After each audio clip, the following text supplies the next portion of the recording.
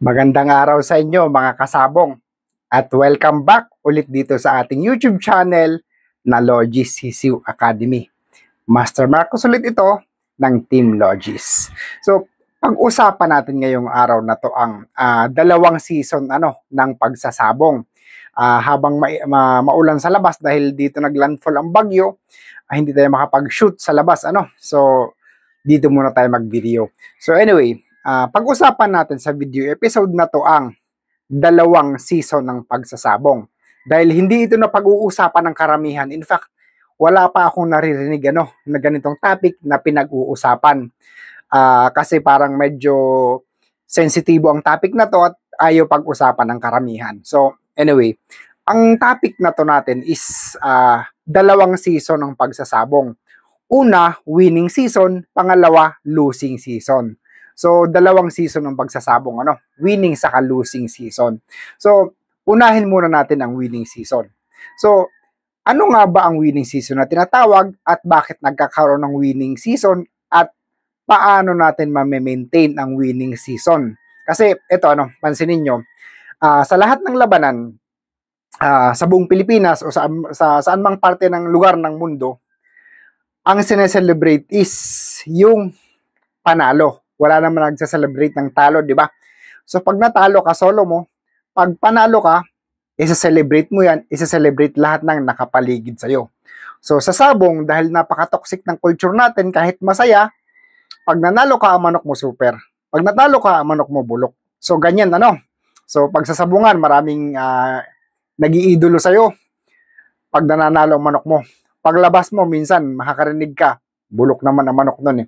So, normal naman yun, Normal naman yun sa kultura natin at normal naman sa isang breeder na makakarinig ng ganon. Kaya ang sports na to, this is not for the faint-hearted. So, anyway, bakit nagkakaroon ng winning season, So, ano nga ba ang tinatawag na winning season natin? So, para sa akin, ang winning season is nothing but the arrangement of every factors coordinated to reach the winning season. So, anong ibig sabihin nun? Anong ibig sabihin? Ang ibig sabihin nun, saktong-sakto lahat ng mga kailangan mo. Nagsama-sama ang mga kailangan mo para manalo. So, ano ang mga kailangan mo para manalo? Unang-una, matinong manok, magandang manok, magaling na manok, tama ang edad na manok. Pangalawa, tamang tao, maayos na tao, magaling na tao. Pangatlo, sakto ang panahon ng paglalaban mo.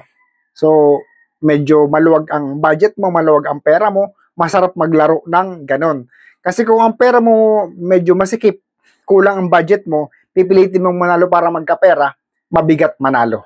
Mabigat manalo. Dahil may pressure, may iniisip ka pag natalo to what if, what if, what if. So, napakahirap, So, para sa akin, yun ang tinatawag na winning season. Pagsasama-sama ng mga factors para manalo. So, tamang manok, Pag sabi natin tamang manok, magandang postura ng manok, magandang pagka-breed, magandang pagka-cross, magandang conditioning, magandang pointing, sariwa, balansyado, talagang maayos. So, kumbaga, sa parte ng manok, talagang lalaban siya. May maayos kang manok. So, sa parte naman ng tao, yung tao mo, atendido, kabisado na niya ang manok niya, kabisado na niya ang sistema, tama ang mga gamot na ginagamit, tama ang patoka, tama lahat. Tama lahat. So, yun ang magdidictate ng winning season. So, ikikwento ko sa inyo, So, nung napagdaanan ko rin yan, so of course, lahat naman ng breeder, lahat naman ng nagsasabong, dumadaan sa ganyan. May winning season, may losing season. So, yung winning season namin is, before nung last Stag Derby last year, nagsunod-sunod yun yung winning season namin. So, isang 5 stag, naka 4 wins, 1 loss kami. Elimination semis ng WPC, 6 stag yun, naka 5 wins, 1 loss kami. Yung local dito sa amin na association na 7 stag, 5 wins and a half kami, runner-up. So, kumbaga talagang sunod-sunod yun. Tapos, ang isa pang entry na ginamit ang manok ko, sa 7 stag din, 6 na dikit na panalo, last fight natalo. So kumbaga sunod-sunod yun eh. Sunod-sunod. So napakagandang alalahanin, napakagandang isipin kasi talagang ang gaganda ng pinapakita ng manok, ang gaganda ng pakilos ng manok. So talagang winning season namin na tinatawag. Ano? So lahat ng breeder winning season na tinatawag. So maayos na manok, maayos na tao, maayos na budget, at kumbaga konting swerte. Konting swerte. So anong tinatawag natin na konting swerte? Yun ay ang makatapat ka sa kalaban na paborito ng manok mo na kalaban, yung kontrapelo na fighting style na talagang babanggay, naaangatan, o kaya naman makatagpo ka ng kalaban na medyo masama ang tayo, medyo hindi pointed. So yun ang tinatawag na swerte kasi sa derby, ganun naman talaga eh. Sa sabungan, ganun naman talaga. So kumbaga, pag may makita kang konting lamang mo, ibig sabihin, pabor sa'yo ang swerte. Pero pag balikatan na balikatan, so kung sino ang swerte sa dalawa, siya ang mananalo. So, ganun ang nagko-constitute ng winning season. Pero wag natin gaano pag-usapan ang winning season kasi normal naman yan. So, sabi ko nga, sinaselebrate ang winning season, pero ang losing season, hindi gaanong pinapansin at hindi gaanong pinag-uusapan. So, pag panalo ka, lahat kasama mo, pag talo ka, solo mo, buntot mo, hila mo. So, ganun sa lahat ng sports sa buong mundo, ganun ang ginagawa. So, anyway, ano naman nagko-constitute ng winning season? Kasi ng losing season rather. Kasi yung losing season, nabanggit natin na may mga factors na nagko-contribute. So ito namang losing season, kabaliktaran naman ito. Kabaliktaran naman ito. So minsan ano nga ba ang losing season? Kasi dumaan din kami sa ganyan, Dumaan din kami sa ganyan, lalo sa kak-season na padulo na, wala na kaming manok. So paano natin masasabing losing season? So unang-una, ganun din, wala kang matinong manok. Ibig sabihin, baka ang mga manok mo napagpilian na, talagang regular na lang ang palo, palugon na, dry na, medyo masama na ang tayo, wala ka na lang talagang choice, kundi ilaban dahil minsan may mga obligasyon ka na dapat salihan. So, ganon sa manok. Pangalawa, yung tao mo, kung bagong palit, bagong hire na hindi kabisado ang sistema, ibang gamot ang ginamit, ibang patoka ang ginamit, iimpis ang katawan, mawawala sa focus, hindi maayos ang pagka-pointing, that will constitute losing season. Ngayon, pagdating naman sa pera, so sabi ko nga, pag medyo tight ang budget mo at nagsasabong ka para magkapera, mahihirapan kang manalo. Dahil you cannot attract money that way. So, mas lalo ka lang matatalo kasi may pressure. May pressure na isusugal mong pera na kailangan mo. So, dapat parang free money dapat ang pagsusugal. So, pangapat, swerte, So, kung dun sa winning season, sa'yo natapat ang swerte, ngayon naman, sa'yo naman, sa kalaban mo naman natapat ang swerte, So, ganun din. Minsan, wala ka ng choice. Ang mga manok mo, mauobliga kang ilaban dahil either bata, so matatapat ka sa matatanda, lalo kak-season, bullstag na ang mailalaban mo, ang kalaban mo mga tigli 5 taon, talagang luging-lugi ka dyan, Luging-lugi ka. So, napagpilian na nabenta mo na ang magaganda, ang may lalaban mo na lang mga mabababa, may iksi, no choice ka talaga, mahihirapan ka talagang manalo. Kaya naman, talagang equal ang laban nyo, para sa magaling, paunahan lang, so sa kanya na pabor ang swerte. So at least, may konting swerteng involved, dito sa laro natin. So, ganun nagko-constitute ang losing season. So, paano nagkakaroon ng losing season? Kasi napagdaanan din natin yan. Sabi ko nga sa inyo, dumating tayo sa punto dyan, nung una, na bakit hindi manalo ang mga manok natin? Although hindi naman kami nasisiro, pero lamang lang sa talo. Lamang sa talo. 2 talo, 1 panalo. Pero ang isang talo, hindi pa convincing. Hindi pa talagang matutuwa ka, parang pasang-awa. Kasi nga, sabi nga ng isang idol na legendary breeder natin na si Sir Nene Araneta, may 2 category ng losses. Good loss or bad loss. So yung bad loss, yung namalo naman ang manok mo, magaling naman, talagang natsyempuhan ng isa, wala kang magagawa doon. Tirik din yan kasi nakilikili. So yung bad loss naman, kabaliktaran. Ang galing ng manok mo, pinalo ang kalaban, hindi pa rin makapatay. So bad loss yun. Or either kung hindi bad loss, poor cutting, error sa handling, error sa pointing, error sa training at sa pagpapakatawan ng isang manok or error sa bloodline. So napakaraming pwedeng pasukan ng tinatawag natin na bad loss. Na bad loss. So Pagdating naman dito sa losing season, ah, paano natin malalaman kung bad loss nga ba siya? Ano? Kasi ako ito ganito. Kwento ko sa inyo. Nung dumaan kami sa losing season na yan, ako naman, para malibang ko ang sarili ko, binabalikan ko ang mga nakaraang taon namin na laban, o mga nakaraang buwan. Tinitingnan ko, sabi ko, ang gagaling ng manok. So at least, konsolasyon ko sa sarili ko na parang, ayun, at least, nanalo ako dito sa recorded video. Hindi masakit na bugbog ako sa talo. So, ganun kumbaga, nagkakaroon tayo na parang yung doubt sa utak natin kasi minsan bilang breeder, sisisihin mo talaga yung bloodline, So, parang sa bloodline mo kagad ipapasok yung sisi na parang hindi nagkakat ang bloodline nito, hindi maayos. Pero last year maayos naman, nananalo naman sa akin. So, what could have gone wrong? What could have gone wrong?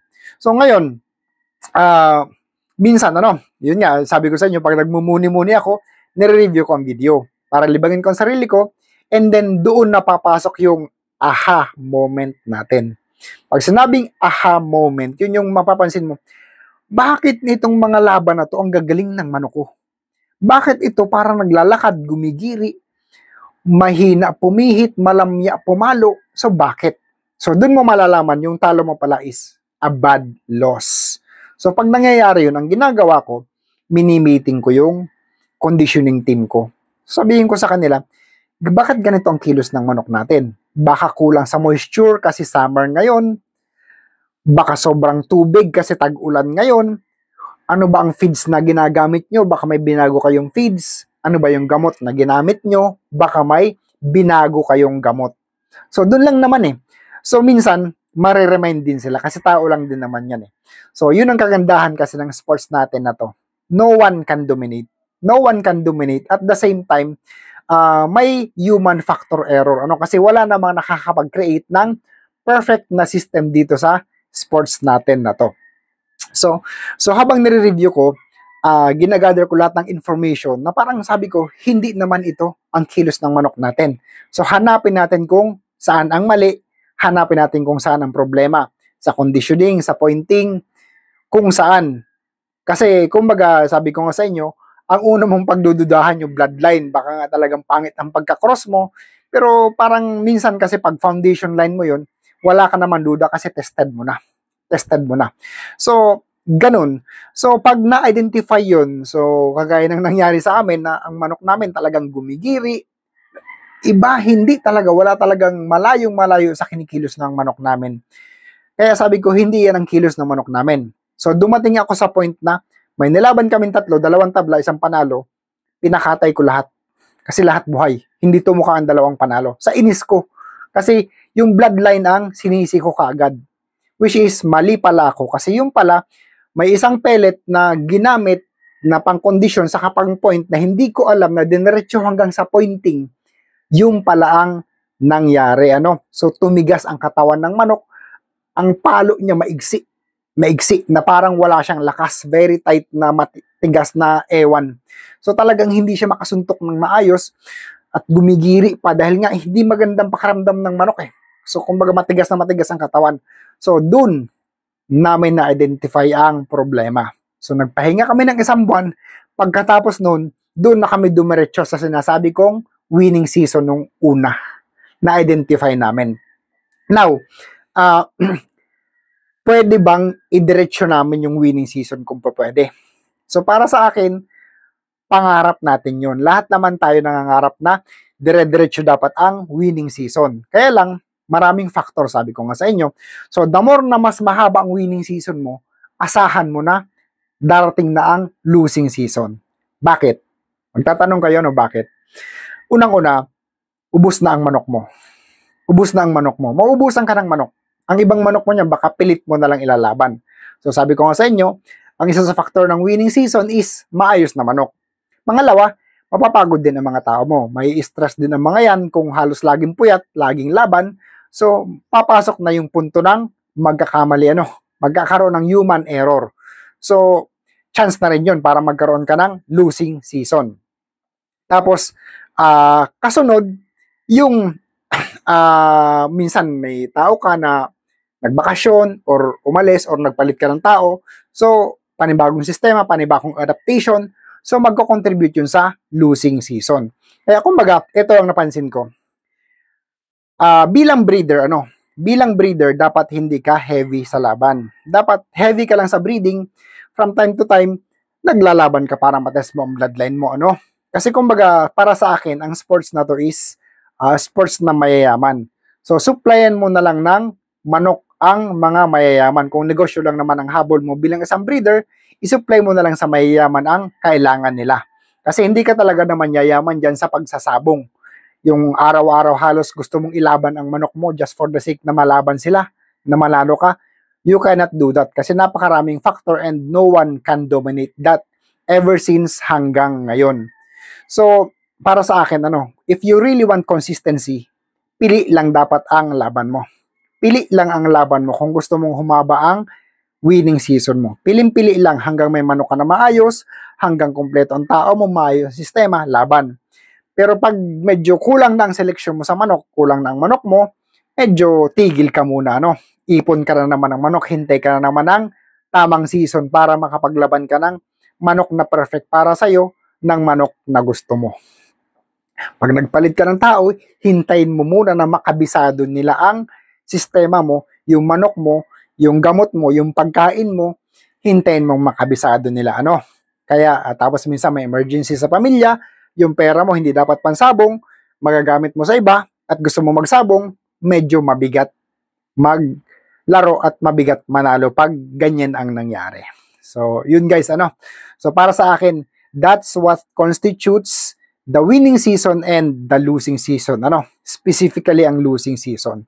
So, walang mananalo, mauubos ka dyan pag sinuwag mo yan, pag dinire-diretso mo. Kasi marami ang mga kasamahan natin na talagang nagsasabong na pag habang natatalo, banat ng banat. So talagang mabigat na nga, susuungin mo pa, ubos ang pera mo pag ganyan. So wala namang masamang magpahinga. Ginawa ko lang yan one time nung nag-a-analyze ako ng mga manok. Nag-a-analyze ako ng mga laban ko na nasa losing season kami. Sabi ko, bakit ganito? Hindi naman ganito ang kilos ng manok ko. So, laban tayo. Nandun ako, inobserve ko mabuti. Hindi ko gaanong gusto. Next fight, hindi ko pa gaanong gusto. Tapos, nung nakita ko, nasabi ko ito, sa feeding ang problema. So, tinigil namin ng 1 month ang laban. Pagkatapos nun, dumiretso na kami sa winning season. So, na-identify ko na yung pala ang problema. So, kumbaga, dapat ma-identify mo muna ang problema, saka mo idiretso. Hindi yung susuong ka ng head-on, mahirap yun. Mahirap yun. Kasi, kumbaga, buti kung walang limitasyon ng pera natin. Kaso, unlimited ang budget natin. At the same time, medyo yung moral natin babagsak, bababa ang confidence natin, ng team natin. So, medyo mahirap, hindi mo na ma-enjoy ang laro natin na to. Kaya, kumbaga, magsabong tayo, moderate lang, as well as i-enjoy natin ang husto and analyze each every losses we have. Celebrate the wins, analyze the losses, and accept to yourself what went wrong. So, yun lang guys. Maraming salamat sa inyong lahat. Master Marcos ulit ito ng Team Logis.